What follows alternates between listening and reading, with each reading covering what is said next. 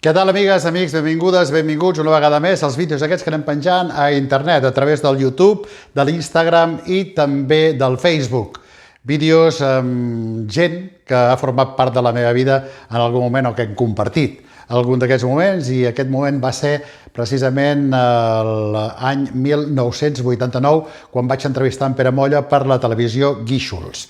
Una xerrada de més d'una hora i mitja que hem hagut de comprimir en dues fases. La primera ja us la vàrem publicar, de 10 minuts, que parlàvem de les tavernes de Sant Feliu i també de les juergues que estirava el nostre estimat Pere Forgas, Pere Molla, i també dels grups de veneres on havia cantat, l'Oreig del Mar, també amb els Llops de Mar, i després en solitari doncs, fent un espectacle únic que jo no he vist repetir-se mai més, transvestint-se, vestit de dona, fent els papers de la Pauleta, de la Perduda, de la Guillermina Mota o del gran violinista Pavlovsky.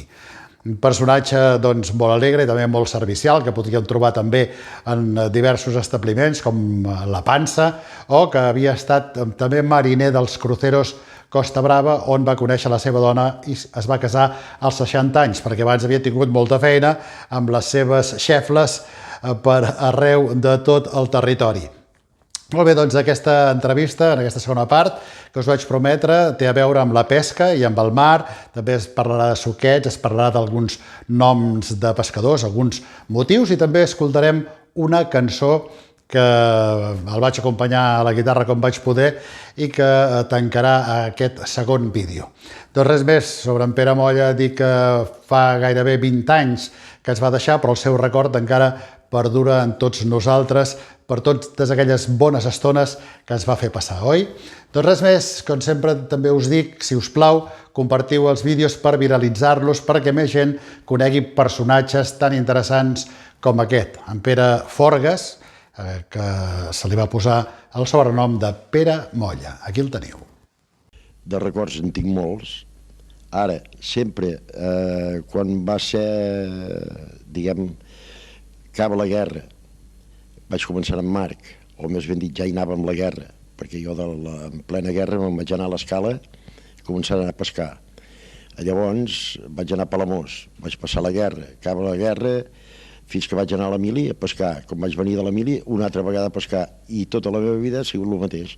Fins que vaig estar uns anys, que vaig entrar, un any vaig estar al Club Nàutic de Palamós, i com vaig acabar la temporada d'estiu, em van vindre a buscar per anar a cruceros i vaig estar 10 temporades o 11 a cruceros.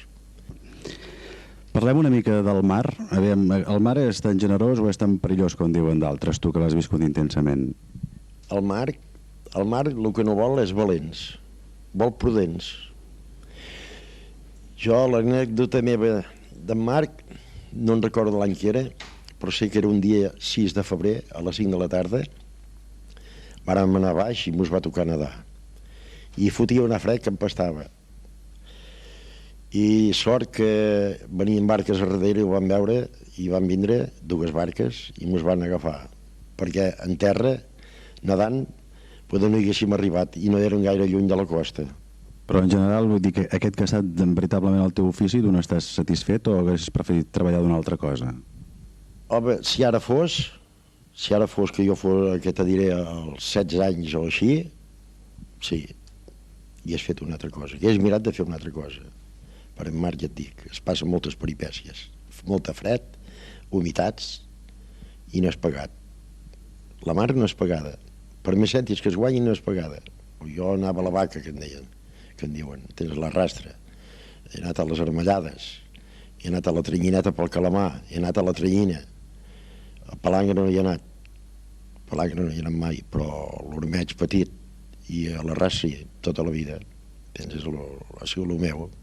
Home, hi ha molta diferència, eh? Mira, abans, la tranyina, deien busca sort i fota't a jaure, perquè abans sortien les tranyines i el que manava deia para el motor, fondo, a dormir.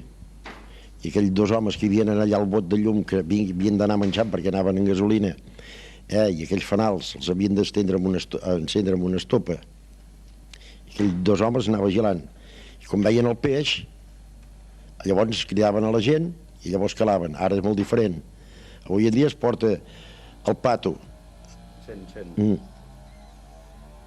Es porta molts aparatos, es porta la sonda, com ara, per exemple, hi ha les sondes de color, hi ha la sonda que marca el fons, i això del pato és un aparato que va baix la quilla, va rodant, i, per exemple, amb un ràdio de 500 metres, si hi ha una mola de peix, te la connecta.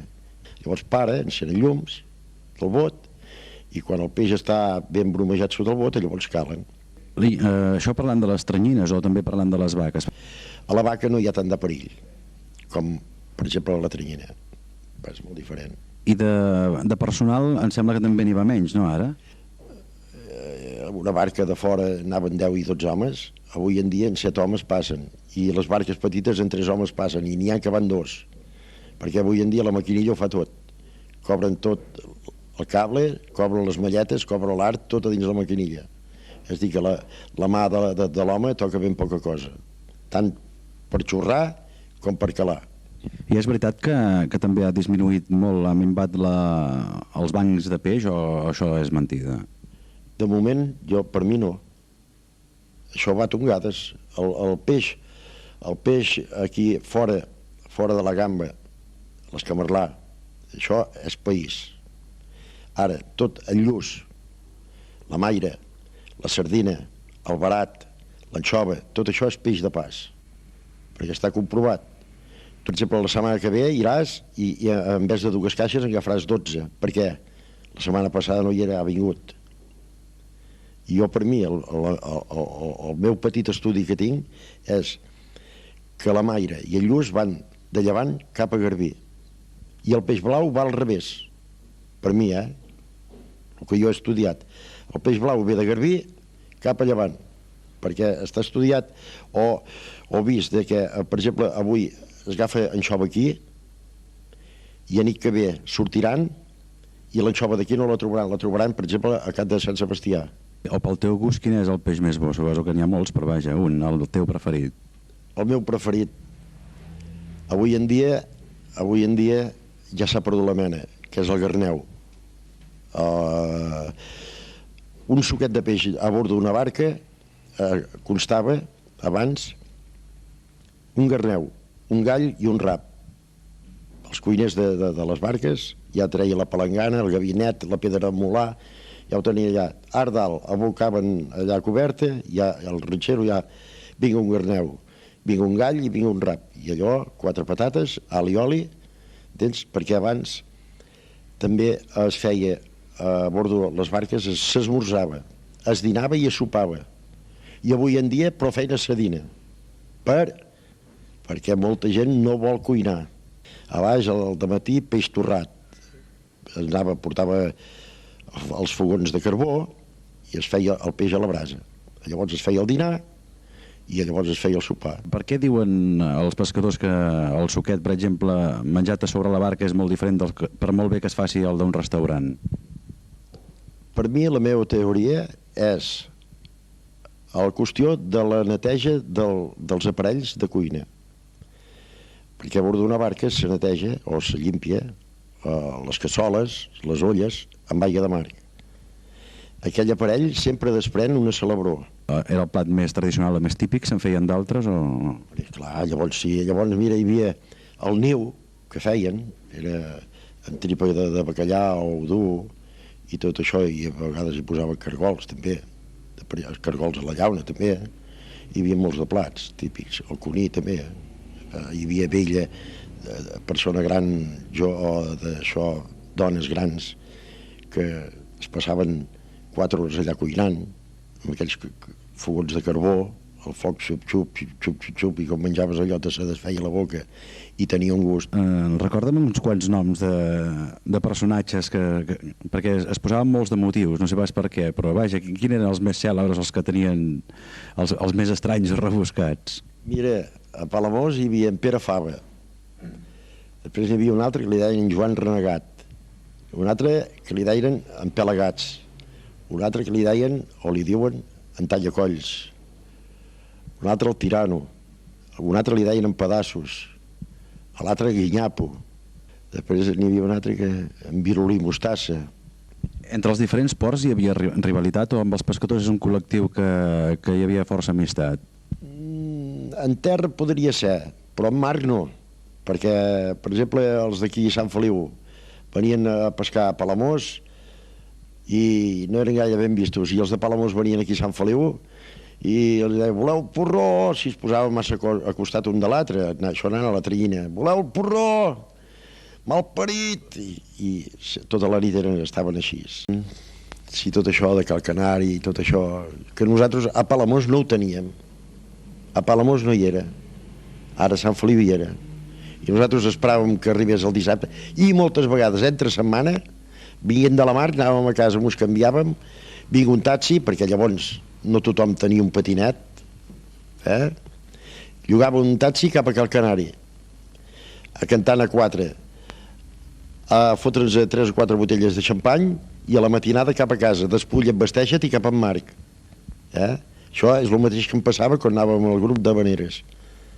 Havia de venir aquí amb un taxi a Can Pepe, agafàvem el cotxe, marxàvem a cantar, veníem de cantar, en Pepe em portava a Palamós, jo em despullava, em vestia i cap a la barca. És a dir, que a l'estiu, al mes d'agost, jo el llit no el tocava. El llit de casa no el tocava per res. Dormia una mica a la barca, llavors els havia de fer el dinar a bordo. A les 9 del matí ja els hi donava el dinar. És a dir, que a les 10 ja havíem dinat, i llavors m'anava a la llitera, si tot anava bé, fins a les 2 o així, i llavors a tirar-ho tot dalt i cap a casa. I aquestes coses no siguin ensejades, i a més així a palo seco. Un marinero en el golfo su vela se le rompió con el viento del noroeste, su barquita naufragó. Ando buscando los puertos, pero me falta el valor para encontrar la barquita donde se perdió mi amor. Tú eres alta y delgadita, tal como eres te quiero.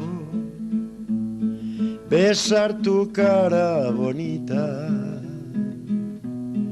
cada vez que yo te veo. Quisiera estarte mirando los 7 días al mes, 7 días a la semana, cada minuto una vez. Un marinero en el golfo, su vela se le rompió con el viento del noroeste. Su barquita naufragó.